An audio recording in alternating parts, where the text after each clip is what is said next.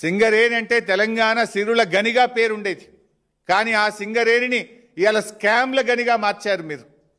కుంభకోణాల కేంద్రంగా ఆ సింగరేణిని మీరు మార్చారు. ఆనాటి యూపీఏ ప్రభుత్వం కోల్గేట్ స్కామ్ చేసింది. మరి నేటి మన కాంగ్రెస్ ప్రభుత్వం సింగరేణి కోల్ స్కామ్ పాల్పడ్డది. ఆనాటి బొగ్గు స్కామ్తోనే దేశంలో కాంగ్రెస్ ప్రభుత్వం పడిపోయింది. ఈ బొగ్గు స్కామ్తో ఈ రాష్ట్రంలో కాంగ్రెస్ పతనం ప్రారంభమైందని చెప్పి నేను చెప్పదలుచుకున్నా. ఇలా సింగరేణి కార్మికులు ఉద్యమంలో ప్రాణాలకు తెగించి కొట్లాడారు.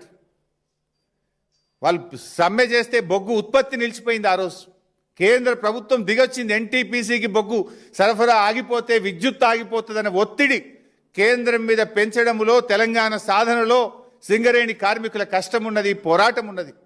ఇలా కార్మికుల కడుపు కొడుతున్నావు నువ్వు, ఆ కార్మికుల నోరు కొడుతున్నావు, ఆ కార్మికుల చెమట చుక్కలను అవినీతిగా మార్చి మీరు కోట్ల రూపాయలు కొల్లగొడుతున్నారు. అది మా బాధ.